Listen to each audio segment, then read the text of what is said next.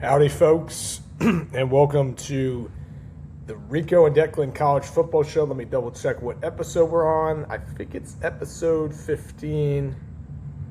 I gotta check my phone here. Or is it episode 14. Episode 14. Long time no see. I've just been traveling. I was out of town for 2 weeks. I was in Ohio visiting my wife's family, and shout out to them. They did an incredible job, and my wife did an incredible job hosting our son's first birthday. Now, Declan is not turning one until September, but we did the birthday over at their house because there was just, just more space. But still had a great time. Saw some new places, visited Cincinnati for the first time. I really enjoyed it. Found it to be a very cool city, and I'm looking forward to checking it out again in the future. But yeah, I haven't had time to do podcasting. Last week I just had got back. I was trying to get in the rhythm of things. I haven't even done Uber Eats as much as I'd like, but spending more time with my family. And for context, I'm going back to work with teaching next week. We have orientation and trainings and such, so I'm going to go back to that.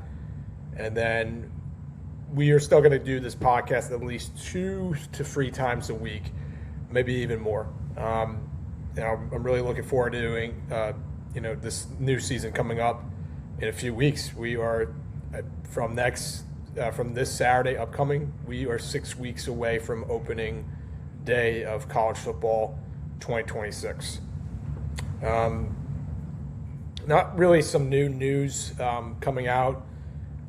There are rumblings that the SEC is looking to branch out and be its own entity and leave the NCAA. I'll see it when I believe it, but it could definitely happen in the next 4 to 5 years. There's also rumblings that the conferences want to do a 2014 playoff. I've said this before on this podcast, and I've said it also on my reels on Instagram. I'm not a fan of this, and it's going to get rid of conference championships. The ACC, with their conference championships, they have some weird tiebreaker rule now that basically disables a team like Duke, for instance, last season that went 7-5 from playing in the conference championship, which makes no sense because Duke had the best conference record, or they were tied for the best conference record with Virginia, and they wound up playing Virginia in that ACC championship, and they won the ACC championship. So not some new news in that regard. Hardy, the Mizzou running back, he's looking to return next season. I think that's going to be a great story. Ahmad Hardy's a great running back, and it was unfortunate he got shot in the offseason, but he will recover and play for this upcoming season for the Mizzou Tigers. But let's go into the Big Ten. I'm going to cover 4 teams tonight: Ohio State, Indiana, Oregon, and Michigan. Initially, I was going to do 6, but it's late at night. I'm coming back from hockey. I'm completely exhausted. Our game went into overtime. I actually had a chance with like 1 minute left in the third to win the game, and I fumbled the puck. It went off my stick. It went wide. It hit off the post, and I fell. Pretty embarrassing, but we still won in a shootout, but still would have liked to win in regulation and be the hero.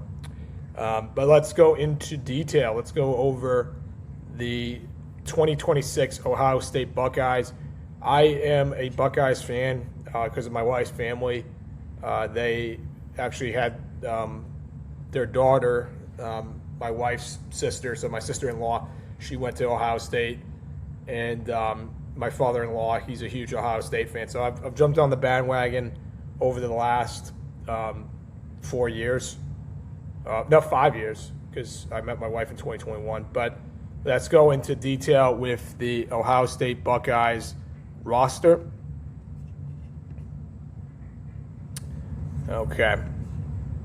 So I'm sharing this off with you guys.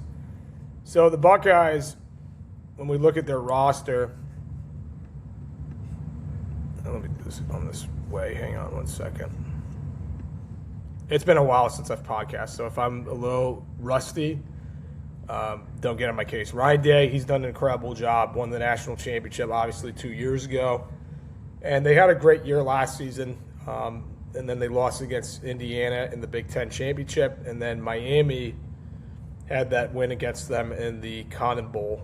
I think it was the Cotton Bowl in the playoff. So when we look at this roster, obviously the guy that sticks out on offense is Jeremiah Smith. He is, in my opinion, the best. He is the best wide receiver in the nation. But this guy, Chris Henry Jr., he is very highly profiled. He came out a matter of day. He is 6'5", 195. There's a lot of stories about him. And if I'm not mistaken, I know this might sound stupid, I think he's Chris Henry's son. Let me double check.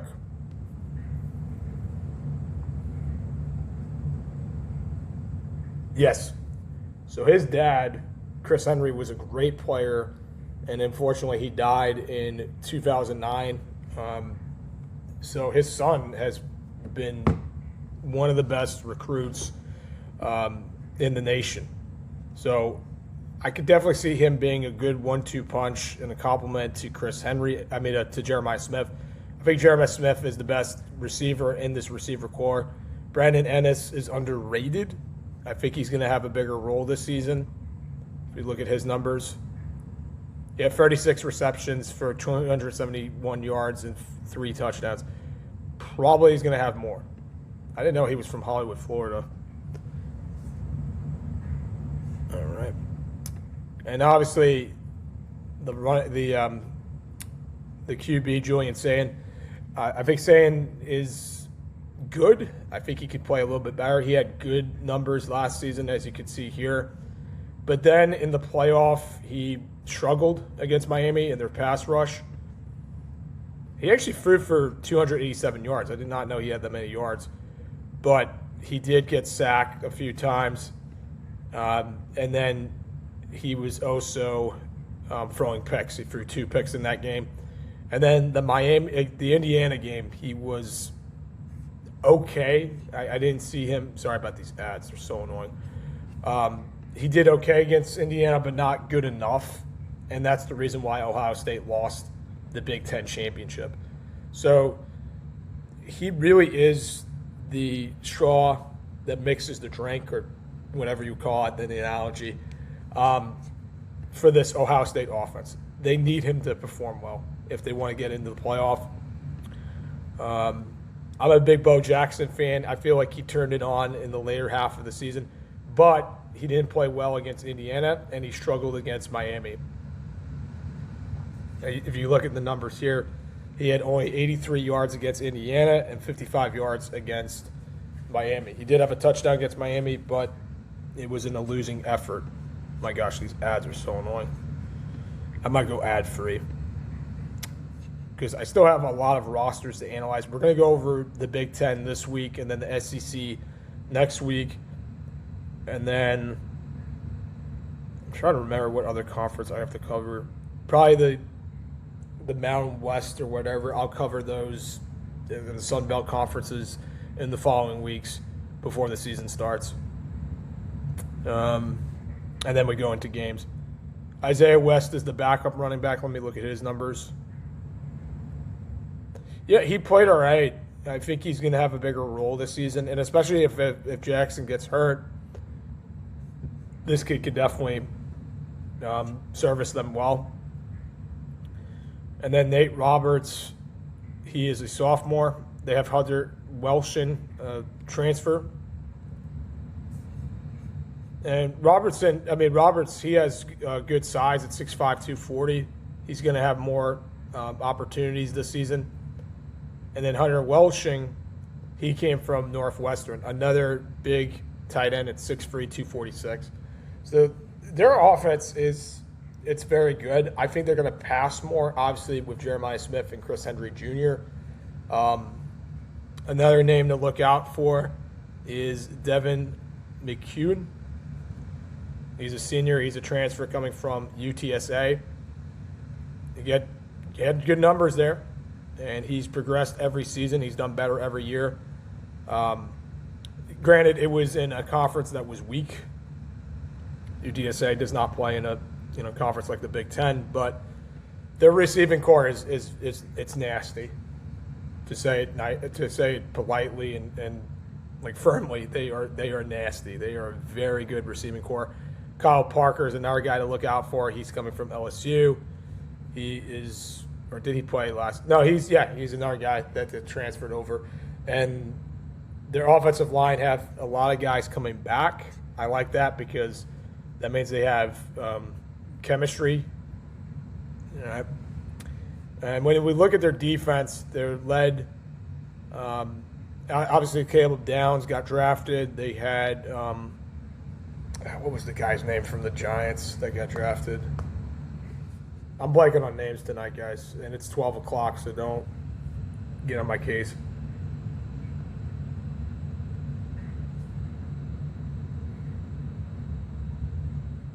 Arvell Reese, yeah, that was a big loss at linebacker. But Keontae Jackson is very talented. He had 6.5 sacks. Sonny Styles is another guy that they're missing. He got drafted, so that's another big loss. John Walker, he's transferred over from Central Florida. Decent numbers. He had 1 sack and 1 forced fumble. He's probably going to get more opportunities with Ohio State. James Smith is another defensive tackle to look for. He's coming from Alabama. I actually covered him when he transferred in the portal. So he's one of the most talented defensive tackles, especially in the transfer portal. They have Edric Houston, Will Smith Jr., Bo Atkinson. Let's look up his numbers. 1 sack. Keo Rusaw. He's another Alabama transfer, had 1 sack. Again, a guy who could probably get more opportunities. They have a lot of depth on defense. Christian Oligrio. He's coming from Wisconsin. He had 4 sacks. Good size at linebacker, 6'4", 241. Okay. Losing my voice here. Peyton Pierce. 1 forced fumble, 1 interception. Jermaine Matthews. He had 1 forced fumble, 2 interceptions, and 3 pass deflections. He's a corner. Jalen McClain. He had 42 tackles and 3 pass deflections. Earl Little. I wanted to talk about Earl Little. Being a Florida State fan and an alum, watched a ton of Earl Little. I will say this, when he gives his all and he plays 100%, he's not hurt, he is one of the most talented corners / safeties. And that's the thing with him. He can alternate. He can play safety. He can play corner. And I think this was an underrated transfer for them, and it's going to help their secondary. He's no Caleb Downs. I'm not going to say he's like Caleb Downs. He's very different. But he can hit hard. He's going to give it his all. And under Matt Patricia, I think he's going to have a better opportunity to do even more than he did with Florida State. He had a good season with Florida State last season, but there were some games he was missing. Devin Sanchez is another guy to look out for. He is only a sophomore. He has good size at 6'2", 198. If you're a corner that's 6'1" or 6'2", you're going to have a huge height advantage. And then the last guy, Peyton Pierce, I think I covered him already. Yep. All right. So let's go over their schedule. I really like this roster. I think it's one of the most talented rosters, not just in the Big Ten, but also in the nation. I think they have a great shot to do a lot of damage when it comes over to the season. But their schedule, it's a little bit difficult. I think they have a hard schedule, and this is why they might not get into the playoff. I think they will when it's all said and done, but then don't be surprised if they get left out. All right, so Ball State, that's a win at Texas. I think Texas last season was overrated. This season, they have a better roster. Arch Manning's going into his second season. He played great down the stretch. He played great in his last 4 or 5 games. He got more comfortable. He had better chemistry with his wide receivers, and he's got a bunch of talent coming in from the transfer portal. So this is going to be a tough task for Ohio State. And I know that they beat Texas last season, but it was at the Horseshoe, whereas this time it's at Texas. It could go either way, but I'm going to say this is a loss. And it's going to be a close game. It's going to be a heck of a game. It's prime time, ABC. I can't wait for it. But, yeah, I'm going to say that's a loss. It'll be close, 1-1. Versus Kent State, that's a win, 2-1. Versus Illinois. Illinois has a lot of people that got drafted or transferred over to other schools. They're going to regress. So that's a win, 3-1. At Iowa, this is going to be a tough game for the Buckeyes. But if I had to bet money on it, and if I had, my life or death depended on it, I would take them over Iowa. It's not going to be a pretty game. Iowa's going to try to make it as ugly as possible. It could be a rainy game. Some of these games that are played at Iowa are in the worst conditions. But Ohio State's offense is going to be too much for the Hawkeyes to, curtail. And I think that's the biggest difference, is that Iowa's defense is good, but Ohio State's offense is better. Ohio State's defense is a little bit different than last season. I don't think it's going to be as good as last season, but if I had to bet money on it, and again, if my life depended on it, I'm taking the Buckeyes over the Hawkeyes in that October 3rd matchup. Versus Maryland, that's a win. So now they're 5-1 if I'm not mistaken. Let me double check. Because Texas I have as a loss. So 1, 2, 3, 4. Yeah, so I have them at 5-1 at Indiana. Okay. This is going to be tricky because Indiana is very talented too. They're coming off the national championship. But Josh Hoover is not Fernando Mendoza. And I think initially I was picking Indiana, but when I look at the rosters and when I look at this offense with Chris Henry Jr. and Jeremiah Smith, Julian Sayin, Bo Jackson, I think this offense is going to cause a lot of problems for Indiana's defense.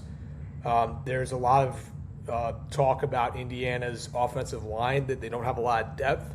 And so if they suffer an offensive line injury before or during that game, that's going to really hurt their chances. And I just don't think Josh Hoover is as good as Julian Sayin. I think Sayin's a better QB. And Hoover, he had a lot of turnovers last season, more so with fumbles than interceptions. Give me the Buckeyes. I think it's going to be a very close game, but if I had to bet money in it, I'm taking Ohio State. That's probably going to be a big noon game because Fox has the broadcasting rights to the Big Ten. They're going to be stupid and be like, oh, that's going to be a day game at 12 o'clock. No, do it at 7 o'clock. That should be a night game. But it's going to be a day game because they have the broadcasting rights. So now I have them at 6-1 at USC. I think this is a total trap game. I think it's going to be hard for them because they're going over to the West Coast. USC is sneaky good, and they could sneaky win the Big Ten. I don't think they will, but they can compete for a Big Ten title. I think they're better than last season. I'm conflicted because Ohio State's going over to the West Coast. You know what? I'm going to go with USC. Because it's at USC. If it was at Ohio State, I'd pick Ohio State. But this is a trap game. Ohio State is coming off an emotional victory and a tough victory against Indiana. And for them to go over to the West Coast next week, I just don't think it's going to work out. So now they're 6-2. Versus Oregon. I think they're going to bounce back. I think Oregon is very good too. And we're going to go over Oregon after we go over some other teams. But give me the Buckeyes. So now they're 7-2. Versus Northwestern, that's a win, 8-2. At Nebraska, that's going to be a little bit tougher, but I think they'll win that game. I don't think Nebraska's good. I don't think Matt Rule's that good of a coach. I think he had a couple good seasons with Baylor, and that was it. So now they're 9-2, and then versus Michigan, the rivalry. Give me the Buckeyes. They have a better team than Michigan. I think Michigan will be better than last season, but give me the Buckeyes. So I have them at 10-2. I have to look at these other teams and their schedules, but again, I have them losing against USC. I have them losing against Texas, and then at Indiana and versus Oregon. Those are two games that they could lose, but I don't know. I like this roster a lot, especially the offense. I don't think the defense is as good as last season. They lost so many guys, Reese and Styles and Downs. So they're not the same defense as they had before. But I think that the whole thing with Ryan Day, he knows how to prepare these guys. He knows how to win a national championship. He's done it before.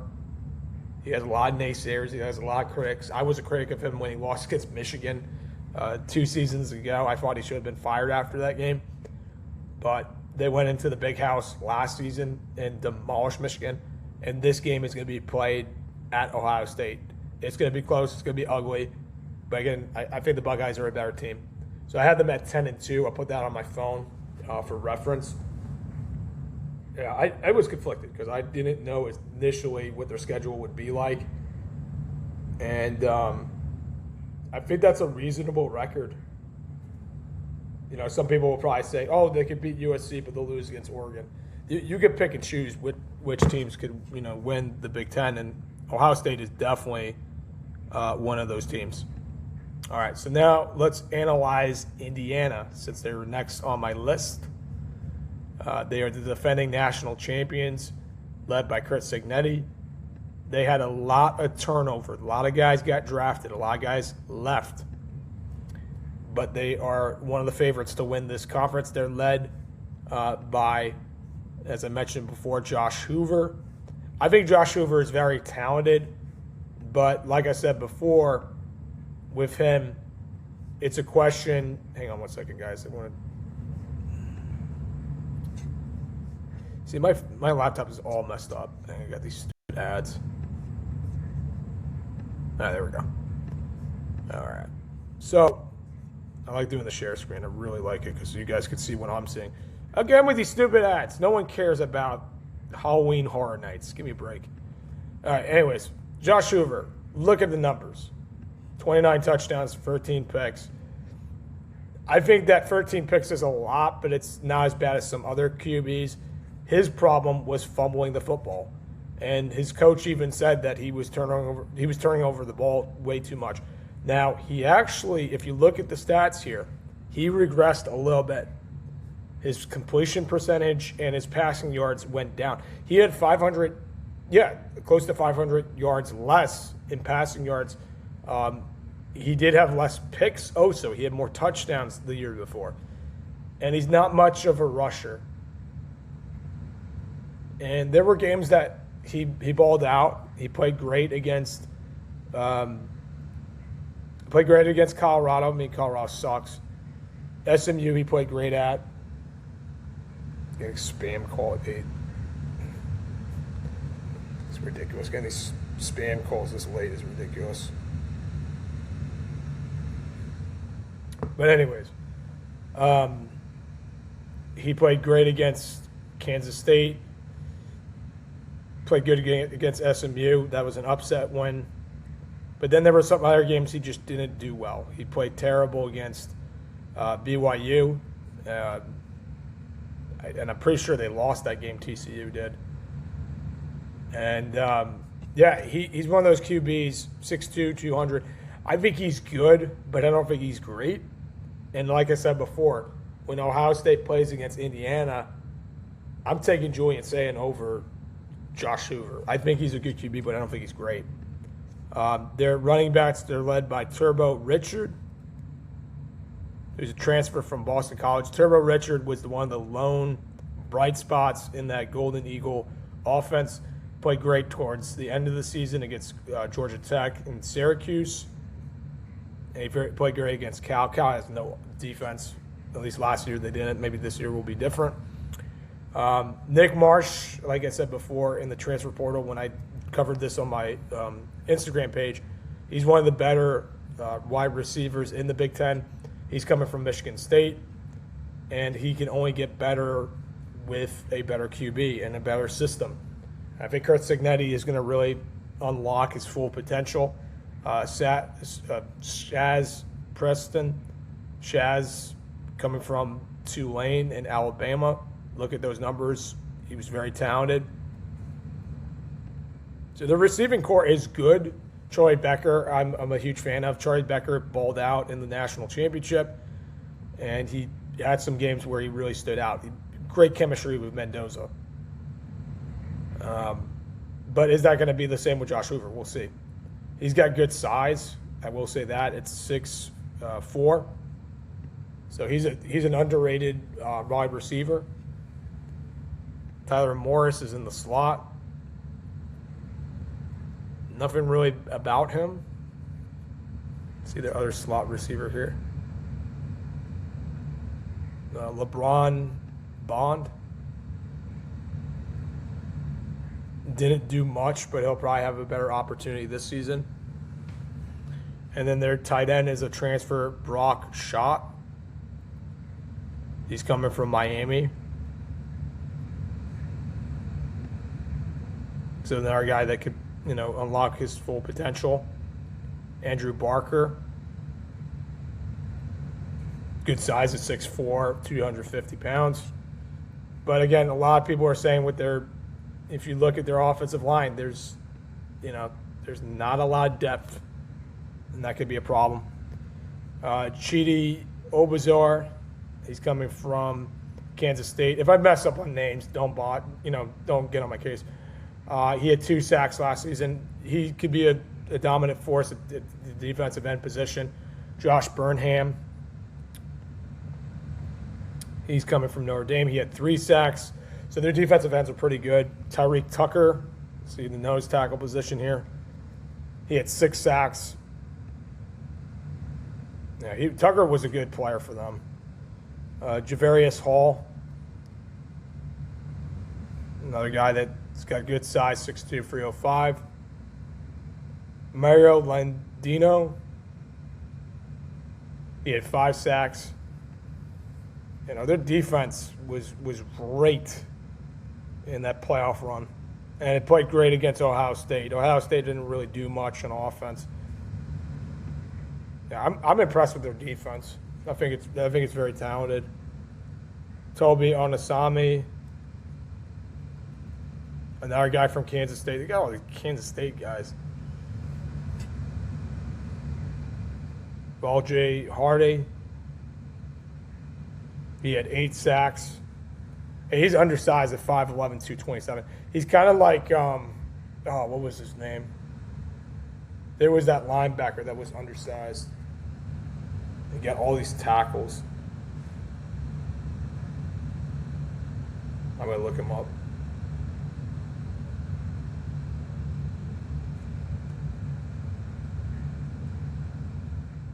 Landon Fletcher. I think that was his name. Or London Fletcher? London Fletcher. Yeah, he reminds me of London Fletcher. Hardy's really good. Isaiah Jones. He had 7 sacks. Yeah, dude, they have a lot of guys who can get sacks. They can get to the QB. I didn't realize that. Like, I would watch, I think I saw like maybe 4 or 5 Indiana games. I didn't really watch them. I knew how good they were, but I didn't appreciate them until the end of the season. And the funny thing was, too, when they played the national championship game against Miami, I actually didn't get to see that game. I had to look at my phone for StatCast because my power went out. And I didn't feel like going to a bar to watch it because I just didn't want to stay home. Yeah. That sucked. It was very unfortunate. But I think the next national championship, if I lose power, I'll go to somewhere to watch it, obviously. Jamari Sharp, he's got good size at 6'1". Sorry about the ads.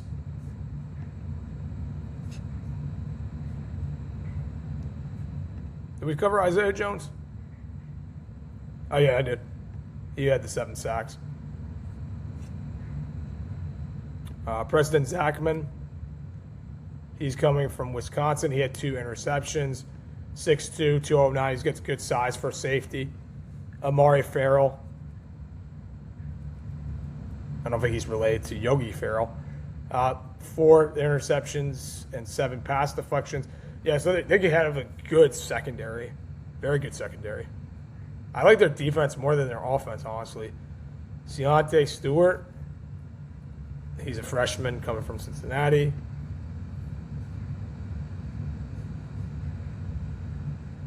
A.J. Harris, he's a transfer coming from Penn State.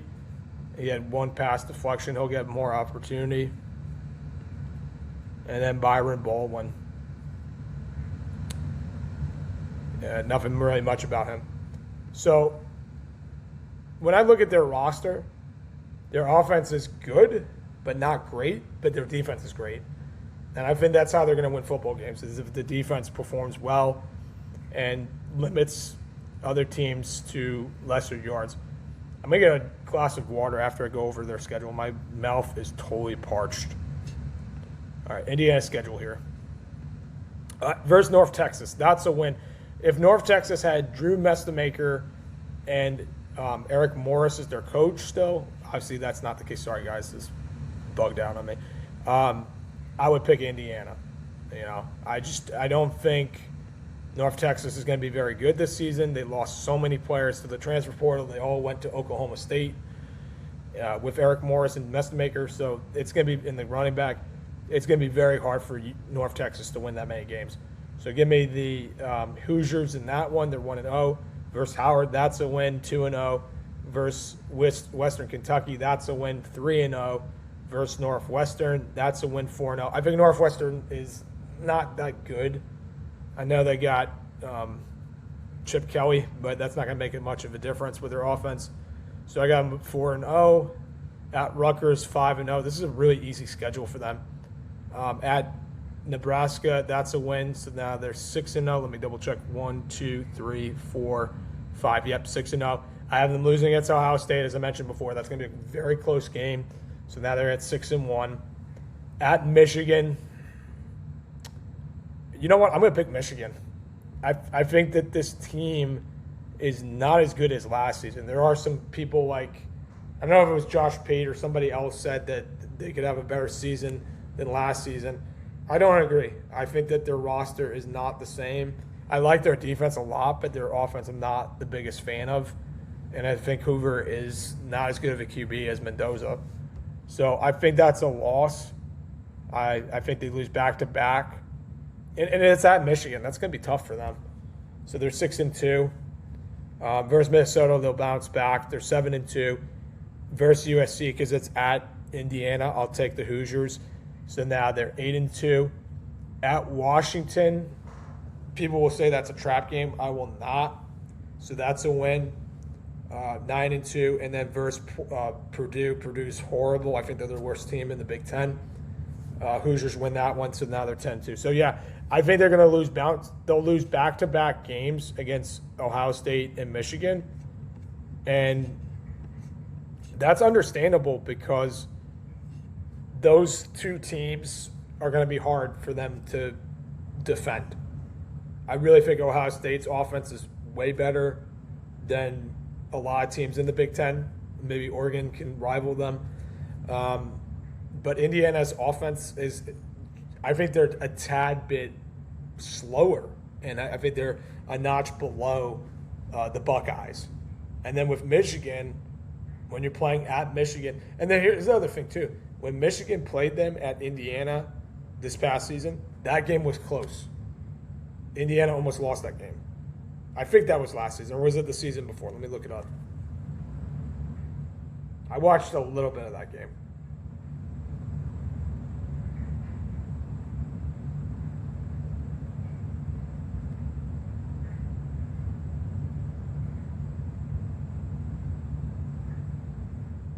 No, that was not close.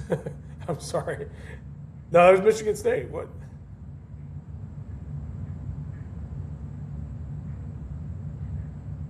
Or maybe they didn't play them.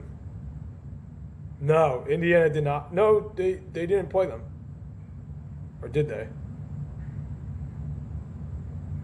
No, Indiana did not play. The last time Indiana played Michigan was in 2024. I was right. So when they played them in 2024, that was a close game. And granted, those rosters were a lot different. Mendoza was not on Indiana at that time. But I don't know. I think that Michigan is going to shock a lot of people. And I don't think they're a playoff team, but I think that with the new coach, with Kyle, it's going to be different. But yeah, give me the Hoosiers at 10-2. They're tied with Ohio State, but Ohio State gets the tiebreaker. I think that just makes sense, man.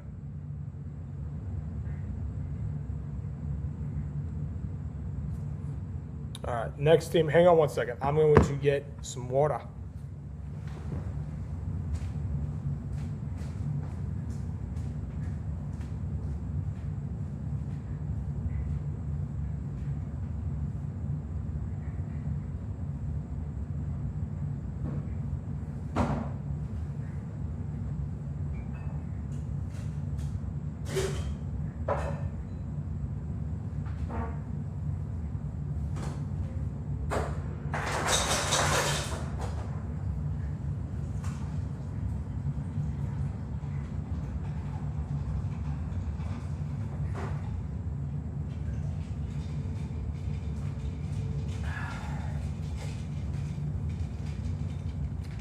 All right, folks, I am back.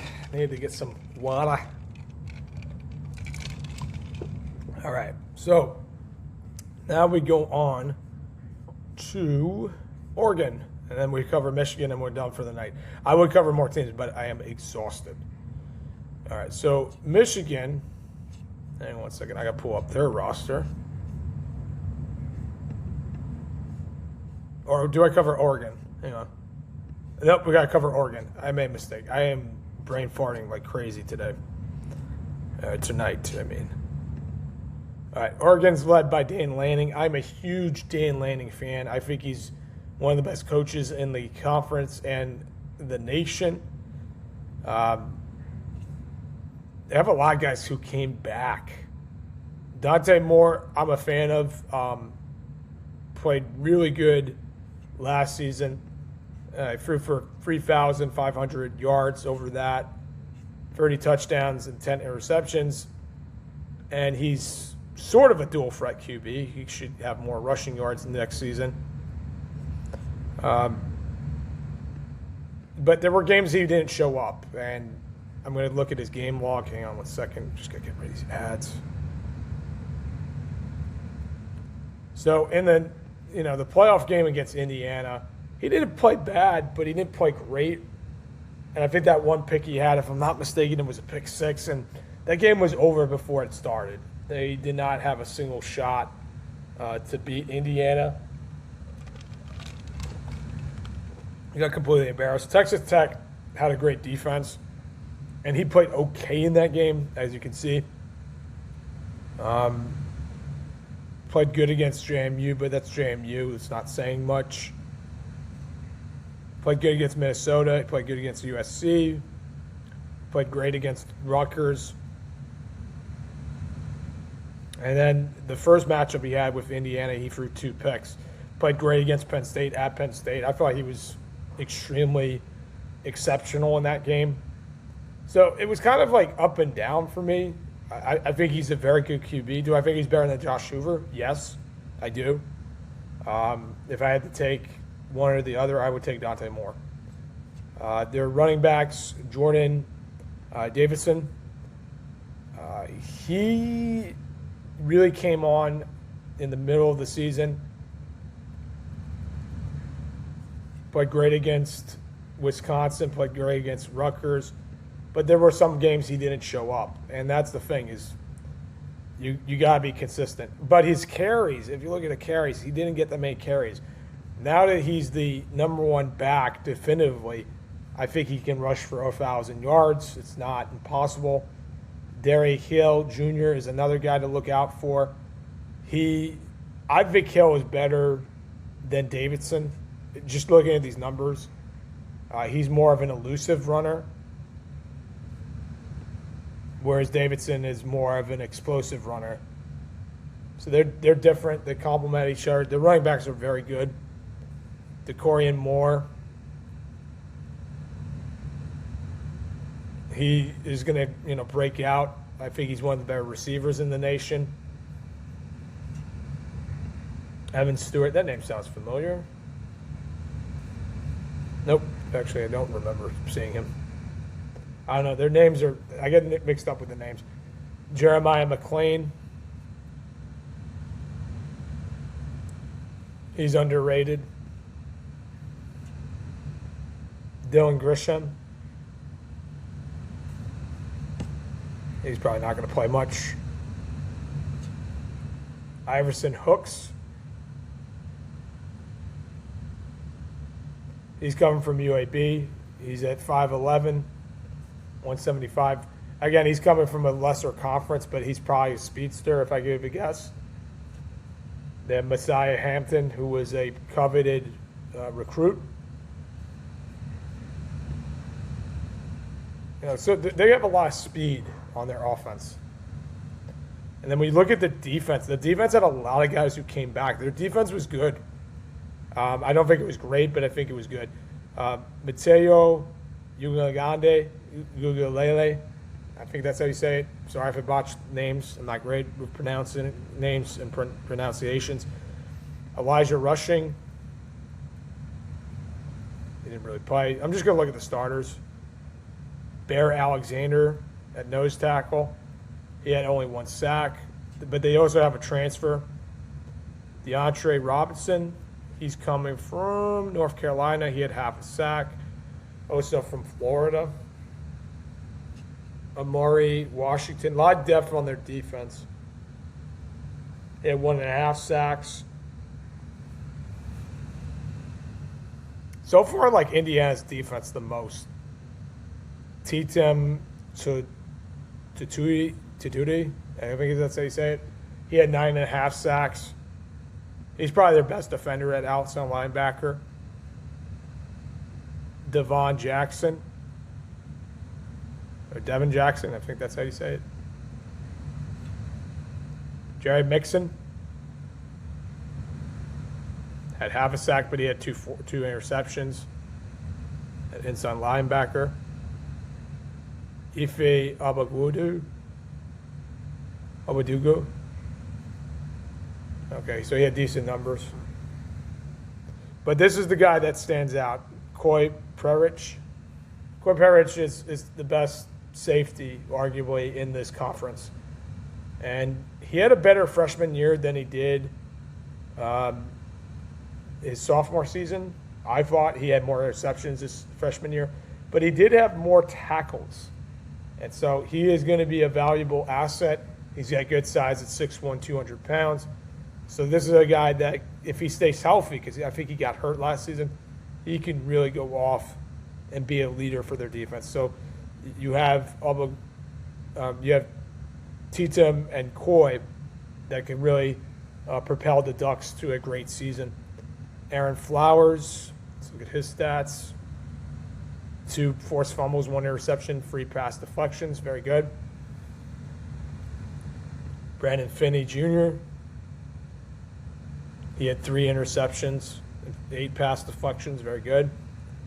And Carl Williams IV, he had nothing really going for him. They have him at the starting position. I don't know. Maybe because the corners are a little bit weak, except for Perich. And that's going to be interesting. I don't know how that's going to translate. I do think they have a talented roster. I think their offense is good. But again, I think Ohio State and Indiana have better rosters. Just judging by rosters, I like those rosters more than the Oregon roster. But I'm not going to bash on them. I don't think they have a bad roster. I think they have a good roster. So let's look at their schedule. Like I said before, I will take Dante Moore over, what's his face? Josh Hoover. I am running on empty, so I got one more team to cover, and then I'll be done for the night. So that's the reason why I'm like out of it. All right, so Oregon, they start off with Boise State. I'm going to pick the Ducks in that one. I don't know much about Boise State's roster. I got to look at theirs. At Oklahoma State. I'm trying to recall because I covered the Big 12, and this was weeks ago. Let me look back at my phone.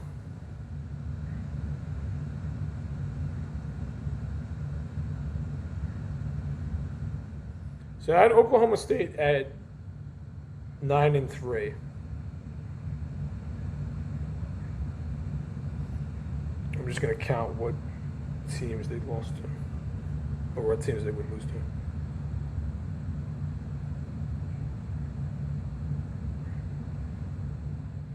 I think I picked Oregon. That's going to be a really close game. I think that Messermaker is really, really talented, but Oregon and Dan Lanning are going to prevail over Eric Morris. I'm looking forward to that game. I wish that was a night game. I'm kind of annoyed it's a 12 o'clock game, but it'll be a great 12 o'clock game. Definitely going to be a close game. I think I picked Oregon. So I got the Ducks winning that game. It'll be very close to an O against, what school is this? Portland State. That's a win, 3-0. I didn't know what the logo was. At USC. So the last time they played against USC, it was a close game until the second half. And they've had USC's number for the last, I don't know how many years. Dude, when was the last time USC beat Oregon? Let me look that up.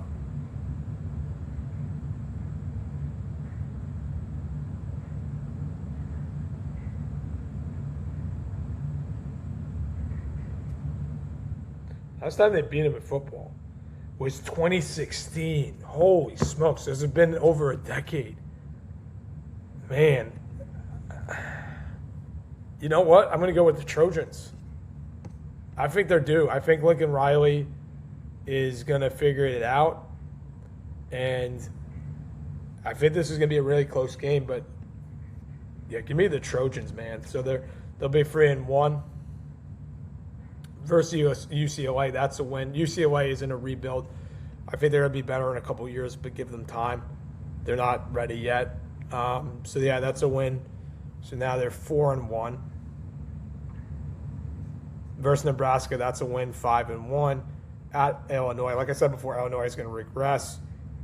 So that's a win, 6-1.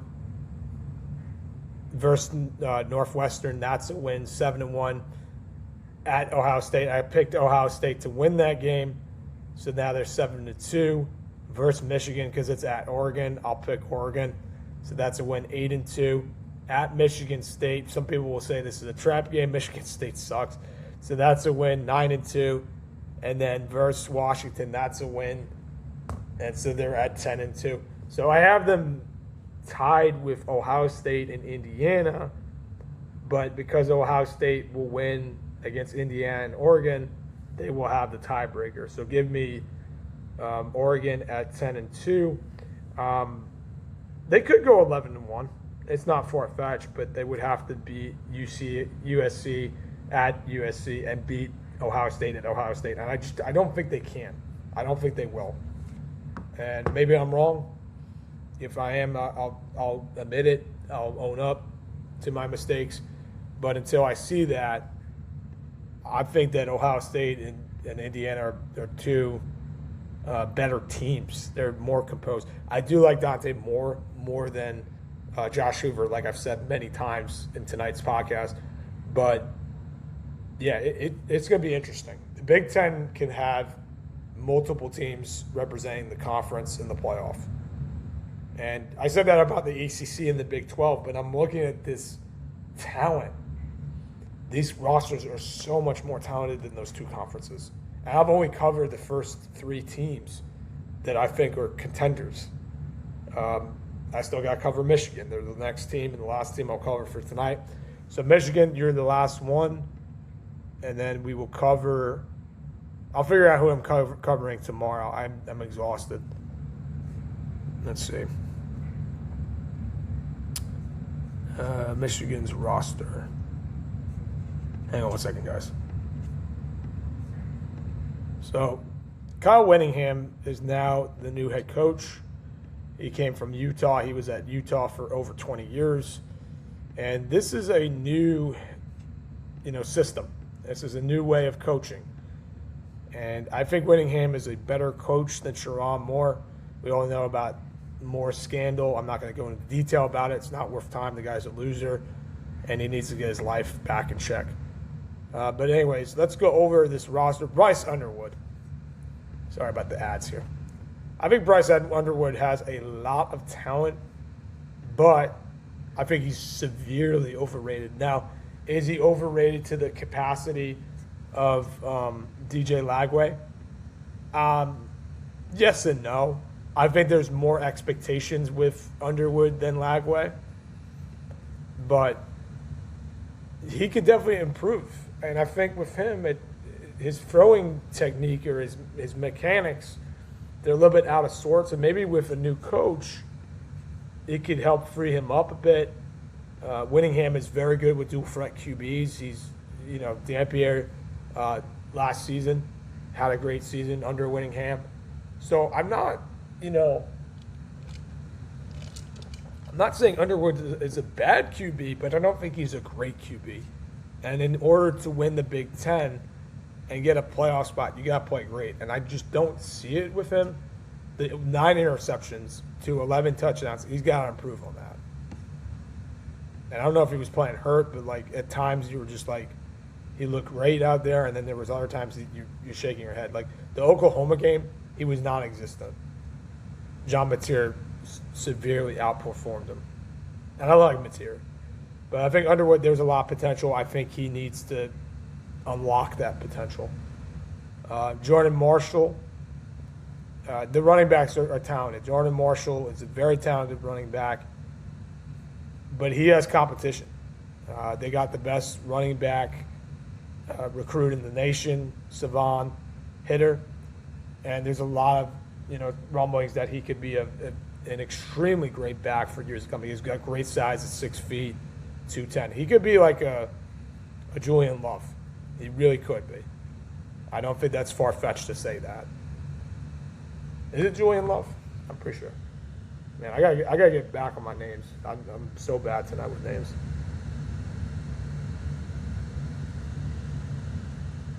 No, why did I say Julian Love?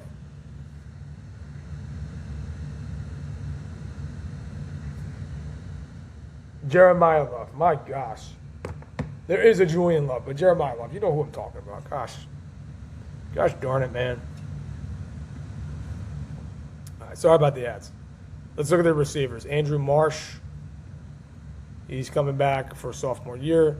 651 yards receiving, 4 touchdowns. That's not bad considering Underwood didn't really throw for that many touchdowns.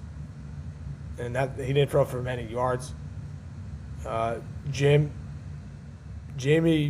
how do you say French? He's coming from Texas. Didn't really play much there. They have Celsa Moy, J.J. Buchanan. He's coming from Utah. Obviously, he's a Whittingham recruit. Decent numbers. Channing Goodwin. Okay numbers. I mean, he's probably going to get more touches and more opportunity the next season. Tight end is Zach Marshall. Their tight ends need to improve. I think that's a weak spot for them. Hogan Hassan. Okay numbers. My nose is running. Oof. All right, let's look at their defense. They have some transfers, not a lot. They have a lot of guys coming back. Their defense played good last season.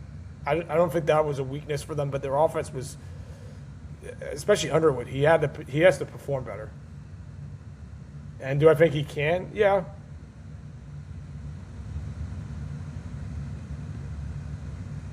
Trey Pierce. They have a weak defensive tackle. Eno Eta.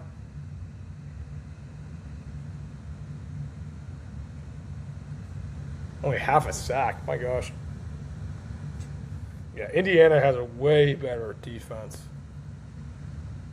But again, I don't know why. I think that Indiana will lose at Michigan. I don't know why. I just have that feeling. It's a total trap game. John Henry Daly is amazing.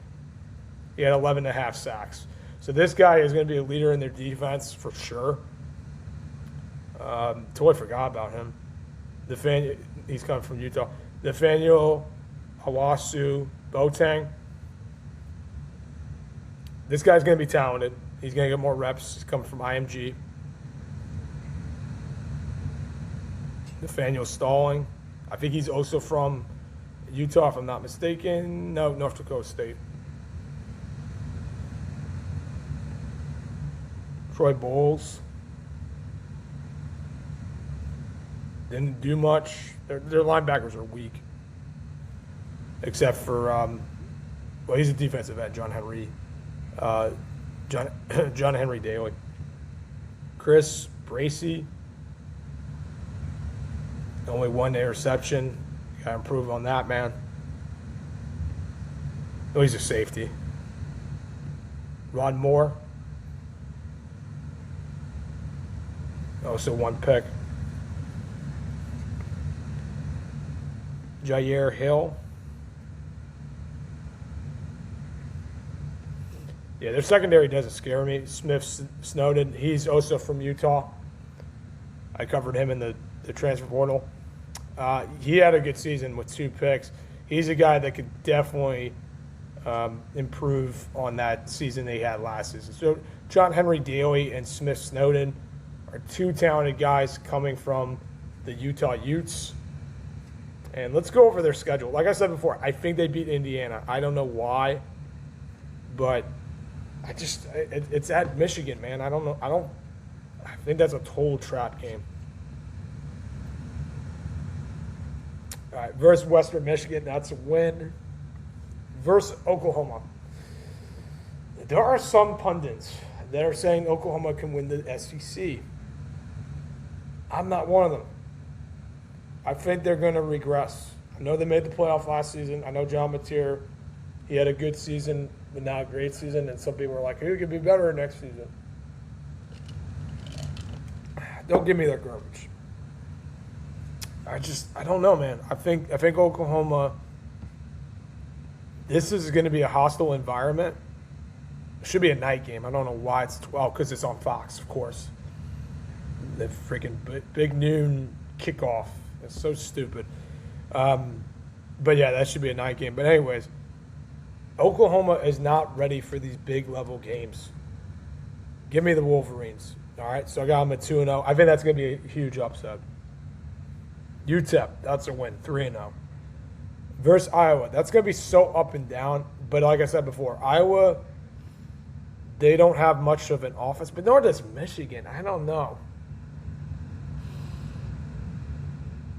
You know what? I'm gonna pick Michigan to win that game, but then I'm gonna pick them to lose at Minnesota. I think that's a total trap game for them. Versus Penn State, I almost said Iowa State because Penn State is basically Iowa State 2.0 because they got all their transfers from Iowa State. Yeah, give me Kyle Winningham in that one too. So they'll win that one. So now I got them at 1, 2, 3, 4. I have them at 5-1. Versus Indiana, I picked Michigan, man. So now they're 6-1. At Rutgers, they'll win that game. So now they're 7-1. Versus Michigan State, that's a win. At Oregon, that's a loss. Versus UCLA, that's a win. And then versus Ohio State, that's a loss. It's not far-fetched.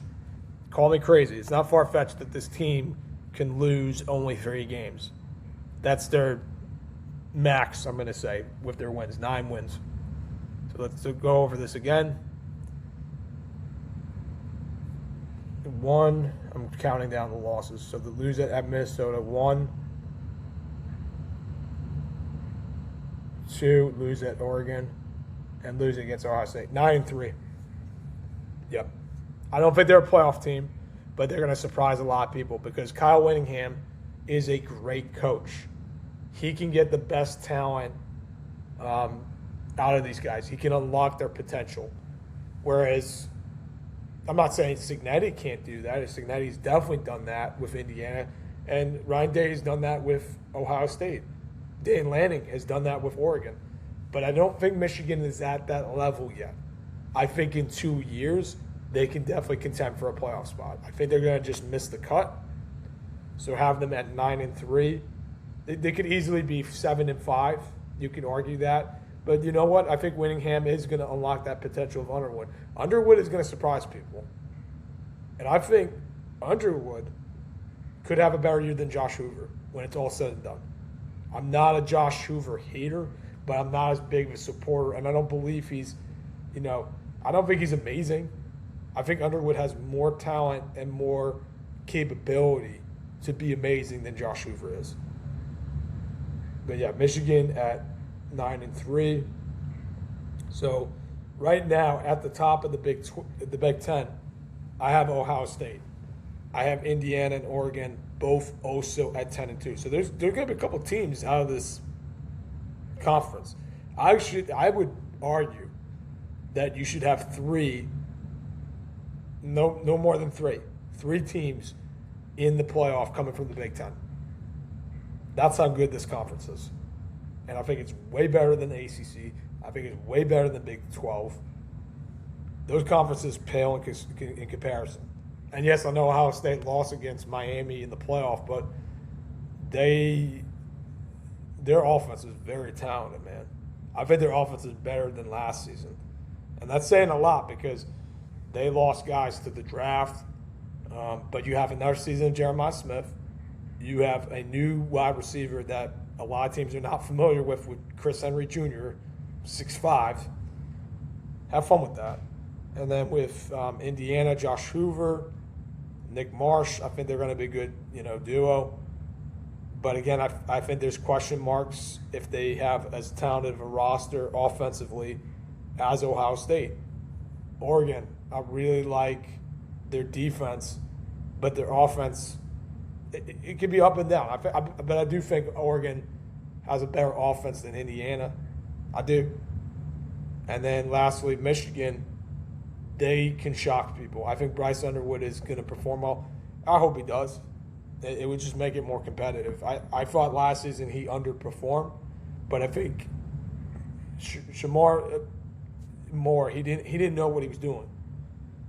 Kyle Whittingham does know what he's doing. So those are some interesting storylines. So tomorrow we're going to cover, let's see who we have to cover. I'll just point them out. We'll cover Iowa. Hang on one second. My phone is messed up tonight. What is going on with this? We'll cover Iowa. We'll cover Wisconsin. We will cover, I'm only going to do 4 teams a night because it's less time and I'm exhausted. UCLA, why not? And last but not least, I was going to say Rutgers, but they're going to be terrible. Maybe Northwestern? Yeah, we'll cover Northwestern. I'll do that. Yeah, so tomorrow we will cover Iowa, Wisconsin, UCLA, and Northwestern. Again, I covered tonight Ohio State, Indiana, Oregon, and Michigan. So I'm going to do 4 teams at night to cover and do previews. And then when we're done covering the conference, which will be on Saturday, because I'm not doing a podcast on Friday, we will give the player of the year, coach of the year, and who I think is going to win the conference. I think it's going to be Ohio State. I'm just spoiling it out there, but it could be interesting, man. Like the Big 12, the Big 10 is a great conference. I think the Big 10 is better than the SEC. And if the SEC wants to leave and be their own entity and not be a part of the NCAA, go ahead. Go ahead. Because y'all didn't win the national championship these last couple of years. It's been the Big 10. Ohio State 2 years ago, Indiana last year, and Michigan the year before that. So don't give me the garbage that the SEC is the best conference, because I don't think it is. I think it's the second best conference. I think the Big 10 is better. And the Big 10, they play football weather. They play in the cold. The SEC kind of does, not really. Maybe you got a cold game in Arkansas, but have fun playing in snowing, conditions or snowy conditions, whatever you want to call it. And with wind chill, it's a different animal, man. And that's why I think the SEC needs to shut up and just stay in the NCAA. Do I think they will? Probably not. They'll probably leave. Because college football, it's a business. It's not like it used to be. All right, folks, I hope you enjoyed episode 14 of our podcast. I know it was a little rusty, but again, I haven't done this in the last couple weeks, so that's bound to happen. But I enjoyed doing this. We're going to keep doing this. Episode 15 I'm going to do tomorrow. Episode 16 on Saturday. Episode 17 sometime next week, and episode 18 as well, and possibly 19. We are going to keep this rolling, all right?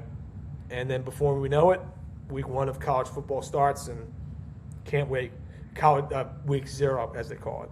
All right, folks, have a great night, and peace.